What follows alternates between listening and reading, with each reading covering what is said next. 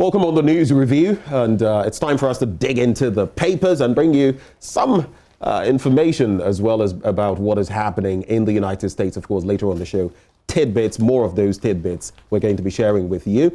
But here we are. Yep. Another morning, another stack of newspapers. You seem to have fallen in love with the Ghanaian Times. Oh, yes. I've just seen some stories that I think it will be good to review. That's why I kind of grabbed it. And the Daily Dispatch. Just start with you want us to start? Yep. Okay. All right. Let's do it. So to the Ghanaian Times newspaper, front page. Can Parliament reconsider a Japa deal? Majority, minority lock horns over agreement. But here on the AM show, we're not even moving to this question yet. We're asking how they feel as big time when this deal went to Parliament the first time. How could they have missed everything that the special prosecutor spotted? So not so quick, Parliament. We're on your case this morning here on the AM show. Ghana on way to become self-sufficient in rice production, says the Agric Minister. I remember the plantain that was 5 cedis, wasn't it? Still can't buy a bunch of it for 5 cedis. Is it? No. After that infamous pronouncement, at the time, people went to market just to check, and they said, Masa, you don't know what is going on in the market. I went to the woman in Malata that I buy plantain. I said, Minister, and they said 5 cedis. And what was her response? I said, all right, we're not over printing ballot papers. EC Paris NDC allegation. Race to White House, Trump or Biden? Trump or Biden? Can you call it now? I mean, yesterday I was asking you whether it was too close to call. Last I checked, looking at the electoral votes, college votes, so far 224 per the CNN for Joe Biden, 213 for Donald Trump. 221?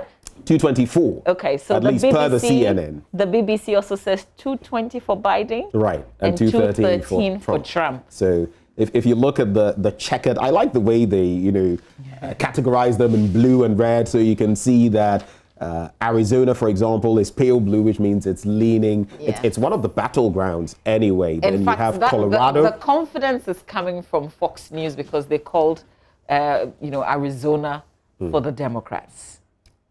Yeah. That's interesting. Okay. Coming from Fox News. But Mr. Trump has also been tweeting. He says they want to steal the elections. When we get there, we'll spend a bit of time on the U.S. elections, even in this review. So let's do the local stories first, and then we will get over to that. Let's see, in the center spread of the Ghanaian Times, President launches revised national health policy. And then the Electoral Commission says they're not overprinting the ballots. On the back page, Minister unveils plans to improve solid waste management, and Commission launches World AIDS Day. That's the Ghana AIDS Commission launching this year's World AIDS Day with a call on the public to protect themselves against contracting HIV/AIDS to help reduce the country's disease burden.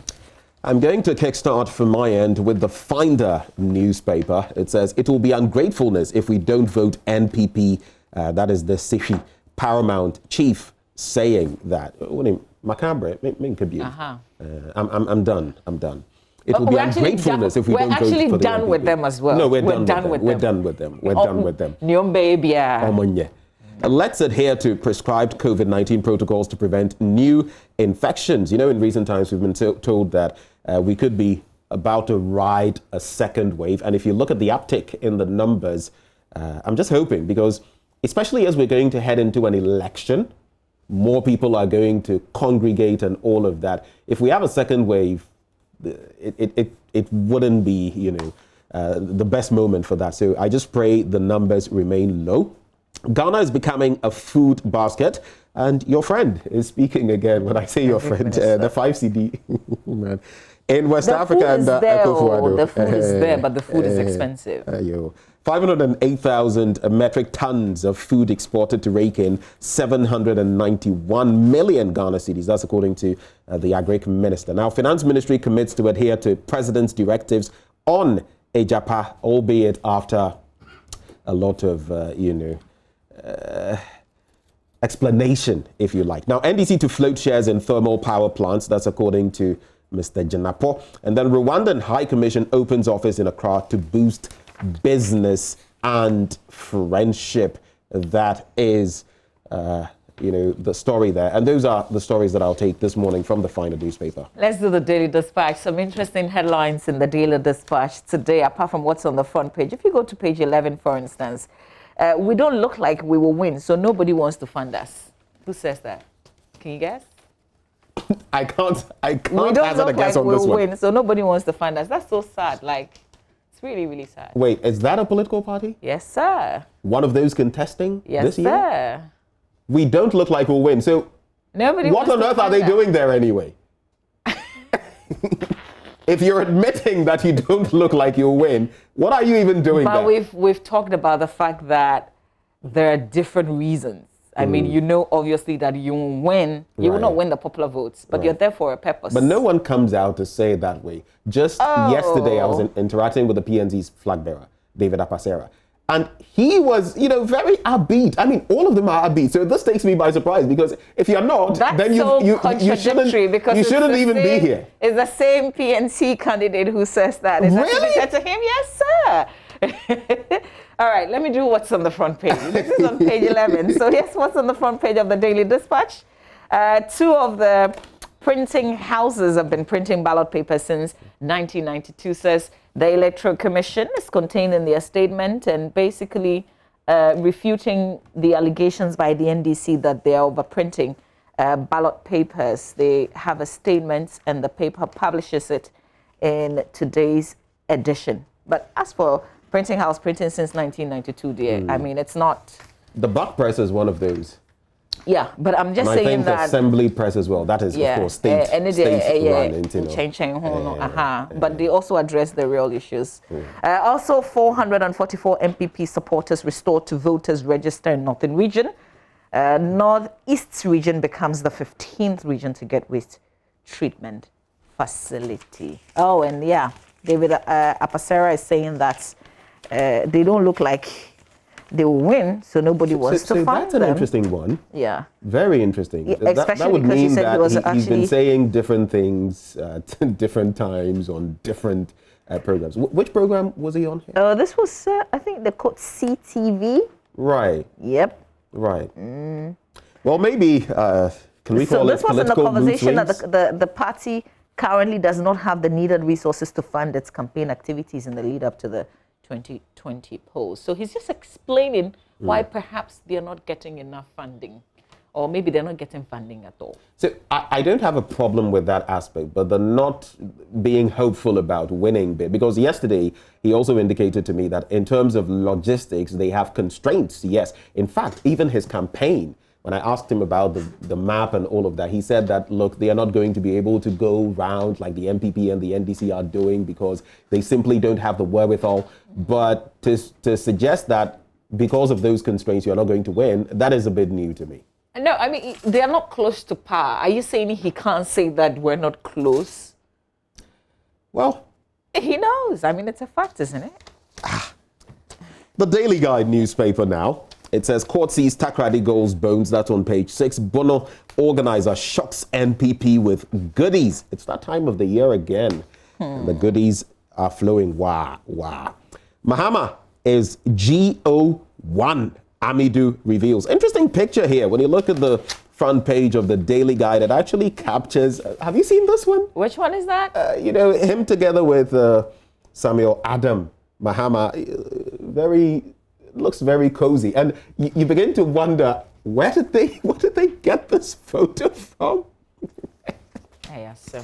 Anyway, so how did Airbus find its way in Japan royalties? Initially I was asking myself, Martin Amidu, you were asked to deal with a Japan. Where from Airbus? This country, it's MP.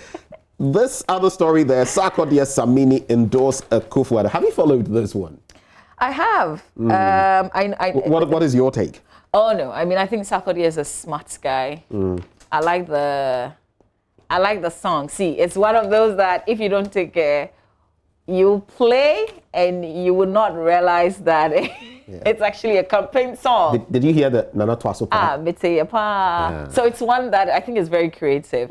I like that's how some other people do it, and I appreciate that a lot. I think that's more creative than the obvious. Than just going all out and more doing creative than the obvious. So I love it. I don't like the fact that Kwame Eugene says, though, that when he dropped him the lines, it didn't include those ones. Yeah. So he didn't think it was an endorsement kind of song. Right. I think if that is actually true, then... Because that's been his case. Then that's not good. Yeah. I mean, then he wasn't truthful. Then it's not then appropriate. Who wasn't truthful? Sarkodie, Eugene obviously. No. Sarkodie, because if you're giving me a piece of song, and I'm supposed to do the chorus on it, on your rap, and it didn't contain those bits that's endorsing a political party candidate, you haven't done me any good. You've not done me justice. It's not right. Because then I was flying blind, and only for me to come and realize that, apparently the song is meant to. But some people have also said that it's all about the money. No. So why could you be any Let me have my portion. Beyond that, you know how we play our politics in this part of the country. I think it's absolutely wrong.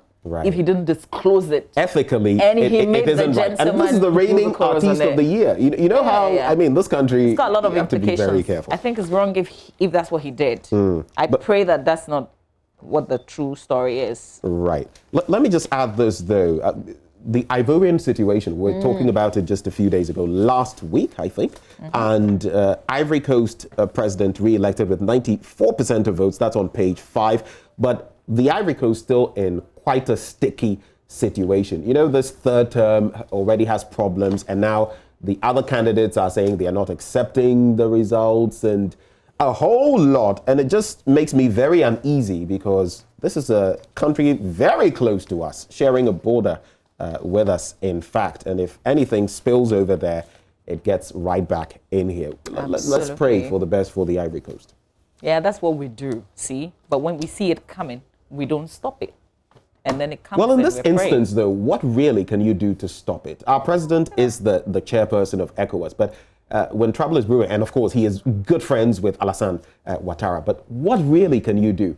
Our regional and sub-regional groupings, they don't have the military wherewithal, they don't have the financial, backing. What really can they do but jaw? Usually that's my problem there, because they don't jaw enough, and then when there's chaos, an outbreak, then they want to go jaw. But apart from that, they are pretty handicapped.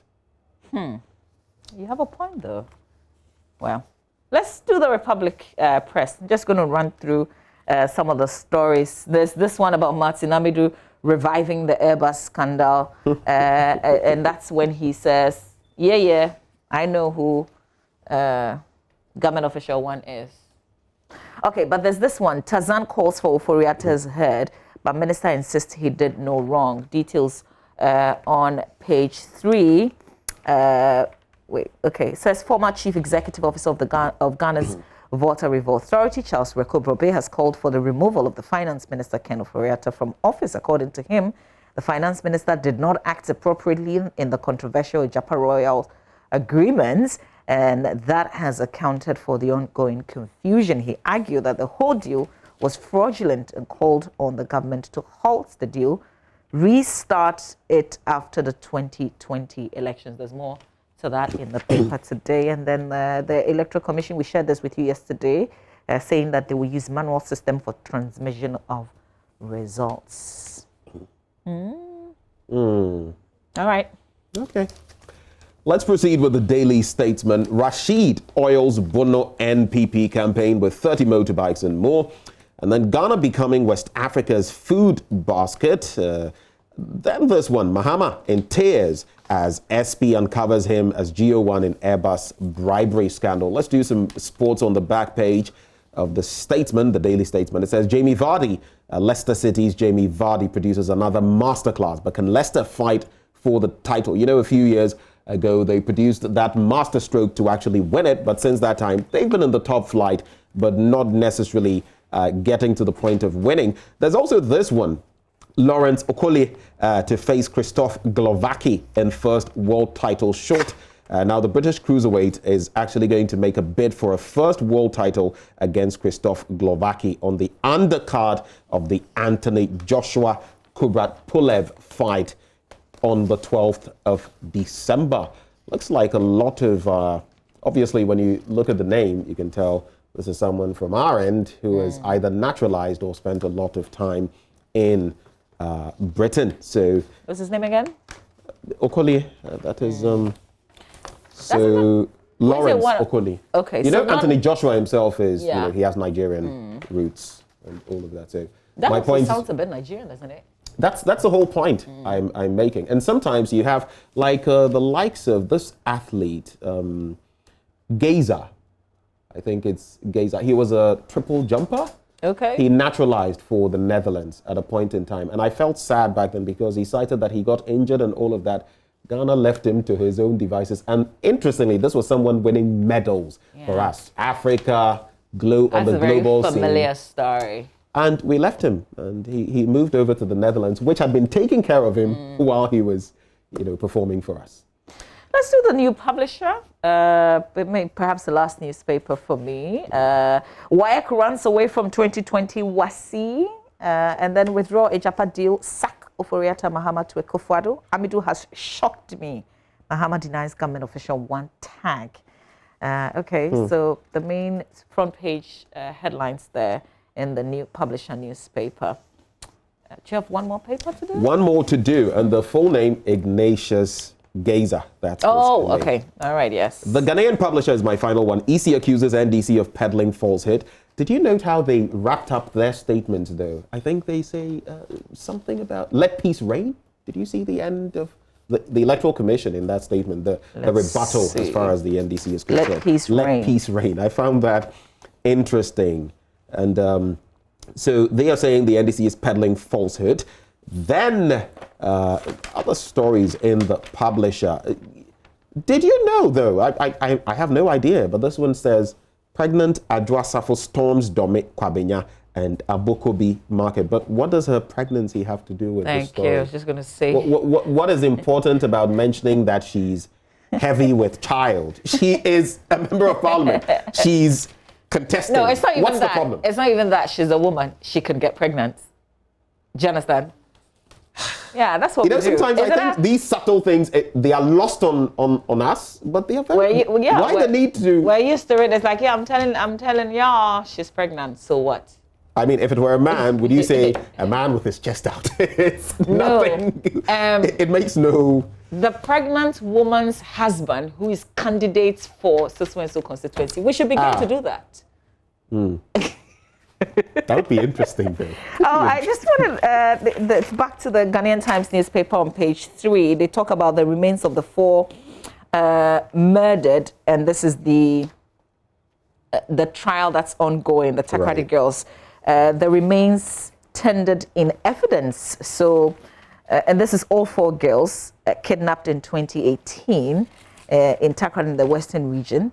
The remains yesterday tendered, of course, in evidence at the Second D High Court. The remains contained in 4 coffins were accompanied by police pathologist, Dr. Superintendent Osei Owuswe-Fiye, amidst heavy security escort. The remains were retrieved from a septic tank. Okay, so it gives us the background, which I guess we're all familiar with. I think there's one of the parents, one of the families who's heavily disputing that what they brought was truly the remains of the girls, but they also wanted an opportunity to also view, which was not allowed. There's this other update as well, still related to the court. Daniel Esiedu, also known as Sexy Don Don, the man accused of killing the former Member of Parliament for Abuakwa North, JB Danko Edu, is facing fresh charges of possession of mobile phone and sharp object. This is aside the conspiracy to commit crime and murder charges leveled against him by the state. There's more to that. And then there's this very, very sad incident of bees killing 2 girls and 3 others in critical condition. Yeah, when I first saw it, I'm just going to collect firewood. Yeah. You know, and this happened. So I was actually following a story the other day. It's from pretty way back, and it was talking about how some people were going to fetch water, you know, in a river body. and the person got snatched, the child actually got snatched by a crocodile. Oh. Yeah. Oh. Not necessarily in Ghana, but in the African context, how people are, water that even animals would, human beings, a lot of scum and all of that, human beings drinking, and when the child went, the crocodile just got it. But let me just do these stories from the Finder newspaper. Let's adhere to prescribed COVID-19 protocols to prevent new infections. That's on page 4 of the Finder newspaper. And it says, Mrs. Akosua Fremoseo-Pare, the chief of staff, has appealed to Ghanaians to adhere to prescribed health protocols to prevent new infections of the coronavirus disease. She emphasized that though the nation had achieved successes in containing the viral disease, COVID-19 was not yet over, and everybody ought to protect one another by especially wearing nose masks in public. So you know what time it is. Let's do our utmost when it comes to observing the protocols. If you stopped washing your hands properly, sanitizing, donning your mask, don't forget, if you become a victim, and something about the virus that even after it's left you, it can leave you with so many things. Oh, yes. Your organs, it can do so many things with your organ that can lead to other diseases in the future. So you might want to watch out. Having been pronounced impotent. Wow. After, yes, at least 2. I only and this is Ghana. This is Ghana. Still this have is not outside. remnants in their sperm and all of that, but this one is new to me. Yes. I was reliably informed. Okay, so men, and even more urgent need to stay away from that. But my final story, ex-NDC constituency organizer hails the MPP. I found this so interesting because it says, so the immediate past NDC organizer for Bodi constituency in the Western North region, Shadrach Opoku, has said that after just a few weeks of defecting to the MPP, he has realized a big difference between the MPP and his former party, the NDC, after a few weeks. Okay, so is this the same man who joined the First Lady's campaign team?